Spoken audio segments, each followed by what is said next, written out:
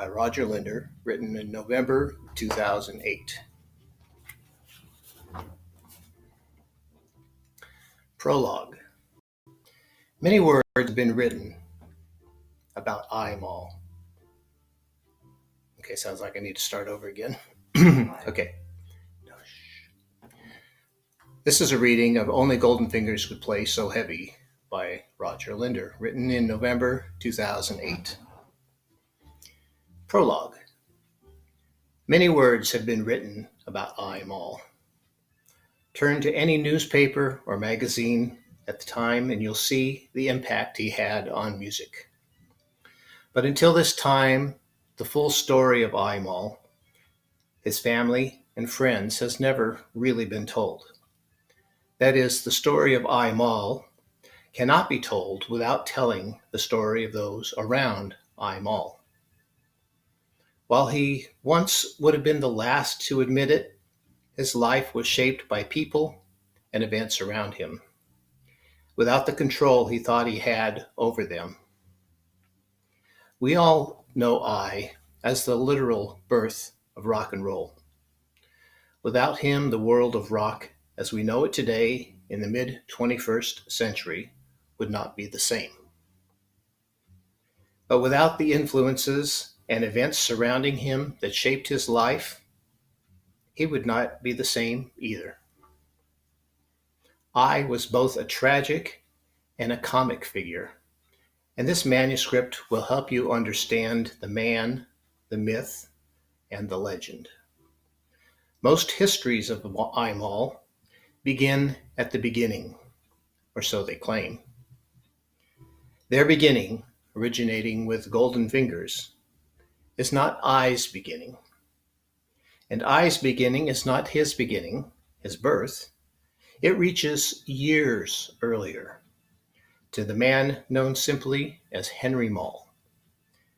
This is as much his story as I's. I knew Henry. I knew I, and I know this story. Enjoy. Chapter 1, 1948. Henry. Henry Mall began his shift at the chicken farm much like he did every day. Rising at 4 a.m., he walked the short distance from his modest home over to the hatchery building. In this line of work, he was literally up before the chickens, and the rooster took its cue from him to begin the day. The smell was atrocious, as one would imagine when 1,500 chickens were cooped up in the building, providing the farm with a modest output of eggs and occasionally a new batch of hens. "Cock-a-doodle-doo," began the rooster as Henry entered, and he failed to let up for nearly 30 minutes. The chickens began rustling from their slumbers, and Henry went about the business of checking each and every coop for the presence of that day's bounty. Before his shift was over, he would collect hundreds of eggs and clean up gallons of manure. One would think it to be an existence that no one could tolerate. But Henry had the secret to keep the job on this side of fun. It was the rats. Yes, rats. They scurried off to wherever they hid during the day when Henry arrived in the morning. But a brave one would show his whiskers, and as often as not, it would be his last time in the light. For Henry carried with him each shift a .22 caliber pistol and liked to take pot shots at the rats when they would appear. Henry's passion for rat killing was his only vice. He was a good employee, arrived on time, worked unsupervised, and was responsible for the success of the hatchery in more ways than even his bosses suspected. His diligence was not unobserved, and soon Henry was promoted from egg gatherer to egg inspector. This gave him the opportunity to work with the automatic machinery and be even more responsible for the success of the business. Once collected, the eggs were carefully placed into a large vat with feed tray off of the end. The eggs rolled individually onto a conveyor belt, making their way to the inspection station. Along the way, they were graded for size, quality, and color, and most important of all, the light test. Each egg was a strong incandescent light to ensure that there were no surprises inside. Occasionally, that randy rooster would get into the chickens' areas, and one never knew if the little chick was going to appear. The strong light would reveal the tiniest speck of blood, a new life, and that egg would be taken off the production line and into the nursery portion of the hatchery, where it was allowed to grow for 21 days to become a new chicken life. Henry nurtured each of these eggs as if they were his own, and named each emerging chick. But Henry had a lonely life. Sure, he had his friends at the hatchery, but his family was gone. No, they didn't die, but they were stuck in a time and a place where my life moved even slower than it did on the hatchery.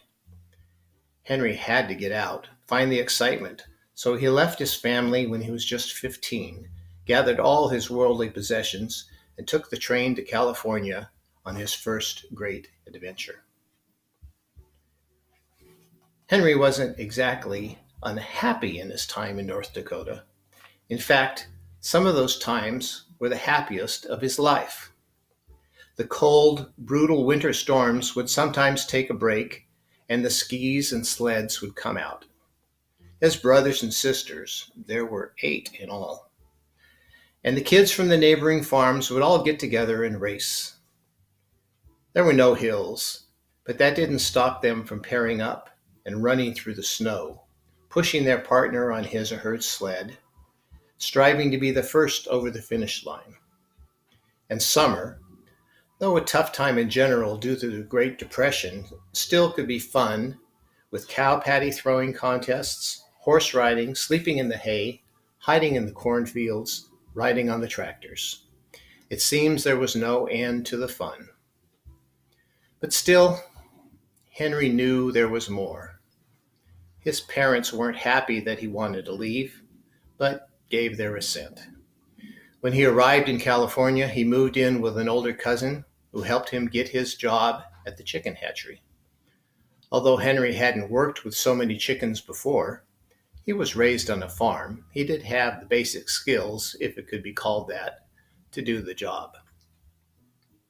Henry continued to clock in each day at 4 a.m. until his promotion, when he got to sleep in until 6 a.m. But what a difference the 2 hours meant. For Henry, accustomed to getting into bed at 8 p.m., he could now spend a little more time in the land of the living, checking out the nightlife, so to speak, of the big city. Henry wasn't a big drinker, but he liked music, and the local bar, the Stomping Grounds, had the best country western band in the area, at least in his opinion.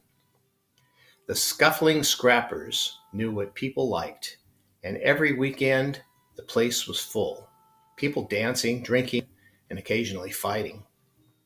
But the music kept going, and the scrappers were gaining a reputation as the next big thing. When word got out and a local talent agent saw them, it looked like it was their ticket to stardom. They went off to the big city to record their first record, The Boots Are Covered with Manure. Henry adored the band and wished he could be part of it, and in time he was able to sit in with them while he was learning to play the guitar. He wasn't very good at first, but with practice and perseverance, he found that he was improving daily. He also started to build up a small record collection and listened to the radio vociferously, learning all the songs from his favorite country western artists. When Henry was invited to join the band full-time, he was overjoyed and soon began playing the circuit. He dabbled in writing songs, but could never quite get past the first verse before running out of ideas. There wasn't a whole lot you could write about in the life of a chicken farmer that would inspire folks to kick up their heels and dance to the tunes that the band put together.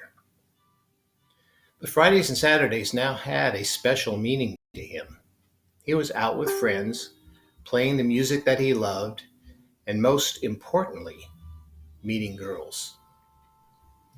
His first great love was Sandy Thompson. She, like him, was born in the Midwest but came to California as a young child when her father joined the U.S. Air Force. He was gone much of her early life, and when he was killed during World War II, it was a blow to her and her entire family. That tragedy left Sandy a broken teen, and she took to drinking, smoking, and general carrying on. But she had the looks. A lot of guys at the high school wanted what Sandy had to offer, and Henry, even though he was not a student, admired her from afar as he saw her in the bar each weekend. No one seemed to care that she was only 16, and they still served her beer, and she would slip out every once in a while, returning a half hour later, her clothes a little tousled, her perfectly coiffed hair a little messed up. Henry longed for a chance to be with Sandy, but she never gave him as much as the time of day. Maybe it was his shyness.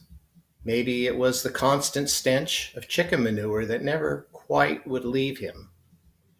But there was to be no love for Henry and Sandy, despite his claim to his friends that he would marry that girl someday. When Sandy turned up pregnant one day, to no one's surprise, Henry knew that he had lost her. Truthfully, if he was willing to admit it, he never had her. She would not be his girlfriend. She would not be his wife. She and her family moved, and he was sure he would never see her again. Then there was Miriam Jonas. Miriam did not have a lot of friends, and she didn't frequent the bar. Her father was the local veterinarian, and she spent a lot of time with the animals. But outside of that, she was quiet, kept to herself most of the time, and spent a lot of the quiet time in the library. Henry enjoyed reading, but rarely had time for it. He would drop in the library from time to time, and Miriam would always be there. She was pretty, in an odd sort of way. Something wasn't quite right about her, but Henry found her attractive nonetheless. Perhaps it was the way her nose sat to one side a bit. Perhaps her eyes weren't quite the same color. Perhaps it was that streak of white hair among her brown tresses. Still, he was attracted to her solitude. Like his own, he thought once again, that's the woman I'm going to marry someday. After months of visiting the library, Henry finally decided to ask her out. She, shy as she was, said no. Henry was crestfallen, but he wouldn't give up. The next week, he asked her to go on a picnic with him, and she finally assented. Saturday at noon, he picked her up in his 1945 Dodge truck, and they took off for the park. Laying out the blanket and the food, they enjoyed the warm weather and found out that they were beginning to hit it off. Although she was born in the area, they did not share any mutual experiences, but their mutual shyness, however, was a topic for conversation. They spoke of missed opportunities for friendship and young love and hours they had each spent alone. They found they had much to converse about, their thoughts, their dreams, their plans for the future. When Henry told her about his thoughts on marriage, she was taken aback. But on reconsideration, fancied herself a bride and even warmed to the idea.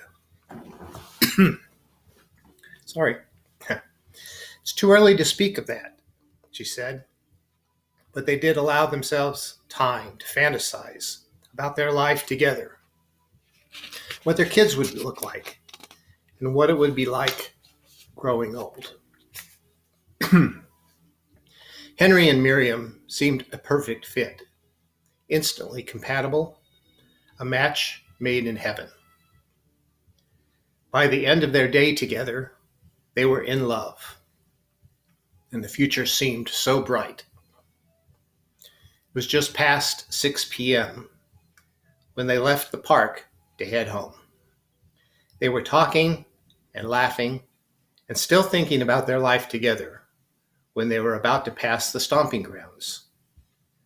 Jerry Naylor, already with a few beers in him, pulled out in front of them, giving Henry no time to react. And the two vehicles came together in a horrendous crash, throwing Miriam through the windshield.